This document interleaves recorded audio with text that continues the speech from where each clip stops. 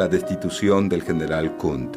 El veterano alemán de la Primera Guerra Mundial fue contratado para llevar al ejército boliviano a la victoria. Pero su fracaso es rotundo y debe ser sustituido por el coronel Enrique Peñaranda. La situación de las tropas bolivianas es traumática. De los 77.000 hombres movilizados, solo les quedan 7.000. Muchos mueren por las balas, otros por la sed, el hambre y las enfermedades. Un breve armisticio permite que puedan reorganizarse y retroceder. Bolivia intenta cambiar de rumbo mientras Paraguay saborea la victoria. Entretanto, en Buenos Aires, el canciller Carlos Saavedra Lamas debe enfrentar momentos difíciles. Los rumores que ponen en duda la supuesta neutralidad argentina en la guerra son cada vez más fuertes. Se comenta que el ejército argentino provee de apoyo a las fuerzas paraguayas. Una nota formal enviada por los gobiernos de Francia y de Gran Bretaña denuncia irregularidades. Al parecer, Argentina colabora con Paraguay entregando información secreta, combustible, armas y trigo. El canciller argentino se entrevista con el presidente Agustín P. Justo y con el ministro de Guerra Manuel Rodríguez. El presidente Justo respalda a Saavedra Lamas. Justo pretende que la ayuda al Paraguay siga, en sus propias palabras, por debajo del poncho. El canciller Carlos Saavedra Lamas continúa con sus diálogos y tratativas por la paz que luego le valdrán el premio Nobel. Mientras, el ejército argentino sigue brindándole apoyo estratégico a las fuerzas paraguayas clandestinamente. Aunque no solo la neutralidad argentina se pone en duda. Brasil envía en secreto armas a Bolivia. Y Estados Unidos, a través de la Standard Oil, opera en la política y el sistema bancario boliviano. Muchos países están pendientes de la guerra del Chaco Boreal. En especial un hombre que no permanece callado. Se trata del senador norteamericano Huey P. Sloan. Denuncia la activa participación estadounidense en el conflicto. Dice que los préstamos que Estados Unidos otorga a Bolivia están financiando la guerra. La Standard Oil y otros intereses a ella ligados son culpables de promover esa guerra y de promover fondos a Bolivia. El osado discurso de Long en el Senado provoca un alboroto. Pero, el 8 de septiembre de 1935, un disparo acaba con la carrera política de Huey Pierce Long. El senador norteamericano muere asesinado en las escalinatas del Capitolio de Baton Rouge, en Luisiana. Mientras se tejen las tramas políticas y diplomáticas, la guerra por el infierno verde se reaviva. El 6 de enero de 1934, el ejército paraguayo arremete contra su adversario. Captura los fortines de Platanillos, Loa, Esteros, Jayucubás y Muñoz. Los bolivianos sienten el impacto y deben retroceder. Paraguay tiene todo listo para dar el golpe final. La guerra está por terminar. Sin embargo, los oficiales paraguayos se encuentran con un obstáculo impensado. No tienen los medios de transporte necesarios para movilizar a la tropa. La victoria boliviana en Cañada Strongest parece dar vuelta el tablero de la guerra, pero los paraguayos se recuperan rápidamente. La batalla de Vallivian deja un dramático saldo para los bolivianos, 2.000 muertos y 4.000 prisioneros. El ejército paraguayo arrincona a los soldados bolivianos contra las montañas. La guerra abre una herida profunda en Bolivia que va a perdurar por mucho tiempo. La retirada boliviana de la guerra se tiñe de sangre. Entre septiembre y noviembre de 1934, Bolivia sufre más pérdidas. 4.000 hombres mueren por las balas, el hambre y la sed en la zona del Carmen y Fortín Picuibá. Ante este panorama sombrío, un hecho suma más desconcierto a la castigada tropa. El presidente Daniel Salamanca toma una decisión que le costará caro. El hombre que llevó a Bolivia a la guerra se presenta en la base de retaguardia en Villamontes. Su objetivo es desplazar al comandante general del ejército, general Peñaranda, pero a estas alturas de la guerra su autoridad está minada. Los jefes militares derrocan al presidente y lo arrestan. En medio de una guerra sangrienta, la República de Bolivia queda acéfala. Finalmente, el 14 de junio de 1935, se decreta un cese del fuego. La guerra ha llegado a su fin. El 1 de julio de 1935, el canciller argentino Saavedra Lamas, en representación de la Conferencia Panamericana, presenta un documento de tregua. Los ministros plenipotenciarios de Bolivia y de Paraguay aceptan el documento sin reservas. El canciller argentino Carlos Saavedra Lamas disfruta del momento.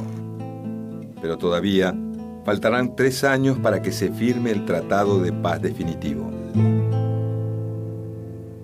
En ese entonces la Argentina entra en un periodo convulsionado. La crisis económica internacional que se desató en 1929 en Estados Unidos comienza a afectar al modelo agroexportador que impera en el país. Las exportaciones se derrumban y los productores ganaderos empiezan a pedir una solución al problema. Se firma entonces el Tratado Roca-Runciman. Saavedra Lamas tiene una activa participación en el acuerdo. Pero pronto llegarán las controversias. El senador Lisandro de la Torre, del Partido Demócrata Progresista, denuncia irregularidades en el Senado. Los ingleses salen ganando con el pacto. El debate termina de la manera menos esperada. La violencia irrumpe en el Congreso. El ex policía y matón a sueldo Ramón Valdés Cora dispara contra Lisandro de la Torre en el medio del recinto. Pero el senador Enzo Bordaberry se interpone para proteger a su compañero de partido y recibe las balas. La sesión termina de manera trágica. Bordaberry muere en el Senado. Ese asesinato es la máxima expresión de una época oscura de la política argentina. El 21 de julio de 1938 se firma en Buenos Aires el Tratado de Paz entre Paraguay y Bolivia. Es el resultado de 3 años de negociaciones. Todos los actores interesados en la guerra trataron de sacar la mayor ventaja. Paraguay obtiene la mayor parte del territorio del Chaco Boreal, mientras que Bolivia retiene los campos petrolíferos otorgados al Standard Oil. La diplomacia estadounidense juega un papel central. Un hombre que será conocido años más tarde por todos los argentinos maneja la situación. Se trata de Sproul Braden, a quien se recuerda en la Argentina por su papel como embajador de los Estados Unidos durante 1945. Braden fue el principal opositor a la candidatura presidencial de Juan Domingo Perón. El fin de la guerra marca la cumbre de popularidad del canciller argentino Carlos Saavedra Lamas. El funcionario recibe el Premio Nobel de la Paz. Una serie de sucesos pesan en la decisión del Parlamento noruego. Se viven días convulsionados en el mundo. La Guerra Civil Española, la invasión italiana de Abisinia y la guerra chino-japonesa avisoran tiempos difíciles. La Segunda Guerra Mundial está por llegar. Entregar el Premio Nobel de la Paz al promotor del pacto antibélico invoca a evitar nuevos derramamientos de sangre en Europa. Luego de su triunfo, Saavedra Lamas intenta convencer a los miembros de su partido para convertirse en candidato a presidente para las elecciones de 1938. Pero no cuenta con la misma habilidad para las negociaciones de la política doméstica. El presidente Justo y los otros ministros no apoyan su candidatura. Roberto M. Ortiz es elegido presidente. Luego de obtener el Premio Nobel de la Paz, Carlos Saavedra Lamas vuelve a su vida profesional y académica. La guerra del Chaco Boreal deja una herida abierta en el tiempo entre Paraguay y Bolivia. El Tratado de Paz firmado en 1938 encarga a una comisión mixta dirigida por la Argentina el trazado de la frontera definitiva. En estos momentos en que los filósofos de la violencia niegan validez a las ideas jurídicas y tildan de utópicas las concepciones más sublimes del derecho de gentes, América marca esta fecha memorable en las relaciones internacionales. Pero ese trabajo sufre dilaciones y se demora en el tiempo. Se tardarán 69 años para ver una solución al problema. El informe recién se termina en 2007. El 28 de abril de 2009, la presidenta Cristina Fernández entrega a los presidentes Evo Morales y Fernando Lugo el trabajo de la comisión. La herida de la guerra más cruel de América Latina empieza a cerrar. El largo conflicto entre Bolivia y Paraguay llega a su fin. El agua pestilente, el calor agobiante, la muerte.